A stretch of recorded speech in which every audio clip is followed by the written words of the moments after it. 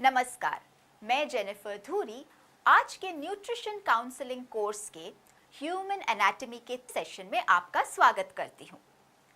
आइए आज हम समझते हैं रक्त में शर्करा की मात्रा सामान्य से अधिक क्यों बढ़ती है।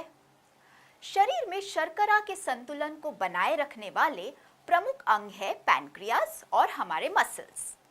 पैनक्रियाज हमारे पाचन तंत्र का एक प्रमुख अंग है और ये खाने को पचाने में मदद करता है।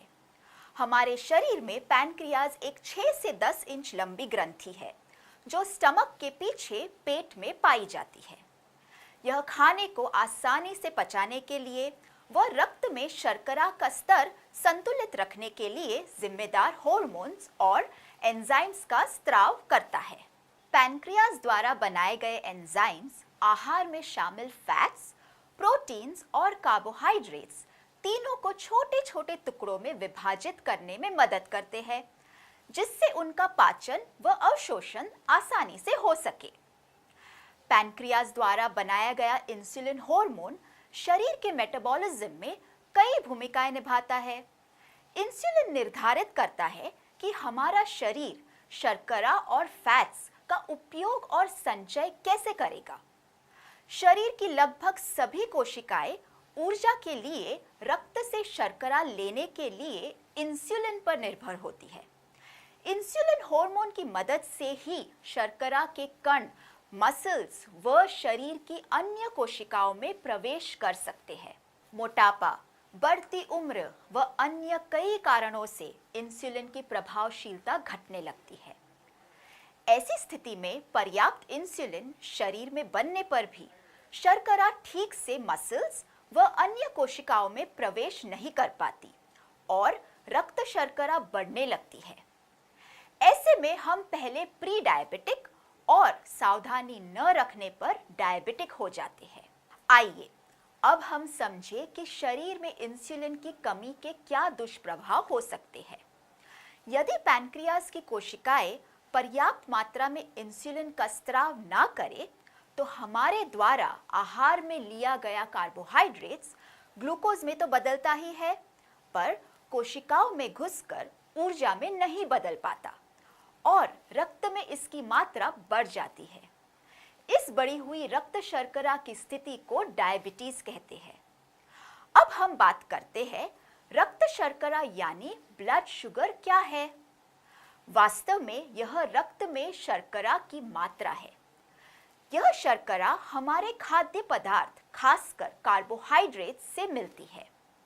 यह शरीर के अंदर भी बनाई जाती है व संग्रहित होती है। यह हमारे शरीर की कोशिकाओं के लिए ऊर्जा का मुख्य स्रोत है जो प्रत्येक कोशिका में रक्त के माध्यम से पहुंचती है। अब हम देखते हैं कि रक्त में शर्करा के स्तर को कैसे नापा जाता है।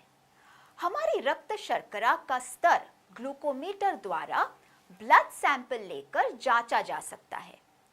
ब्लड शुगर के स्तर को 3 भागों में बांटा जा सकता है: सामान्य, प्री डायबिटिक और डायबिटिक। आहार लेने के कुछ समय बाद अगर रक्त शर्करा का स्तर 140 मिलीग्राम पर डीएल से कम है तो यह सामान्य है।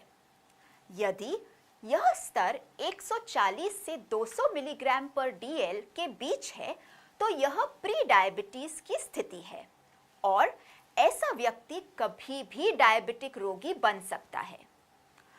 200 मिलीग्राम पर डीएल से अधिक रक्त शर्करा का स्तर डायबिटिक व्यक्ति का होता है। प्री डायबिटिक लोगों को सही पोषण के द्वारा डायबिटिक होने से बचाया जा सकता है। आखिर प्री डायबिटीज की स्थिति से हमें क्यों डरना चाहिए? इसलिए क्योंकि एक प्री डायबिटिक व्यक्ति के सिर पर हर समय डायबिटीज रोग की तलवार लटकी रहती है, यानी वह कभी भी डायबिटीज का रोगी बन सकता है। प्री डायबिटिक लोगों को कुछ लाभकारी हर्ब्स, पर्याप्त प्रोटीन, डाइटरी फाइबर के सेवन, खान पान और जीवन शैली में उचित बदलाव से डायबिटिक होने से लंबे समय तक बचाया जा सकता है। आराम पसंद जीवन शैली, व्यायाम की कमी व बॉडी फैट की अधिकता प्री डायबिटीज होने का मुख्य कारण है। भारत में करीब 8 करोड़ लोग प्री डायबिटिक हैं। उनमें 8 से 10% लोग हर साल डायबिटिक हो रहे हैं। एक बार डायबिटीज होने के बाद व्यक्ति कभी भी पूर्णतः निरोगी नहीं हो सकता। जीवन भर दवाइयों पर निर्भरता, बार बार डॉक्टरी जांच की जरूरत, शारीरिक थकान, बार बार के संक्रमण, हृदय रोग का अत्यधिक जोखिम आदि समस्याएं होती है। प्री डायबिटिक लोगों को सही पोषण के द्वारा डायबिटिक होने से रोका जा सकता है।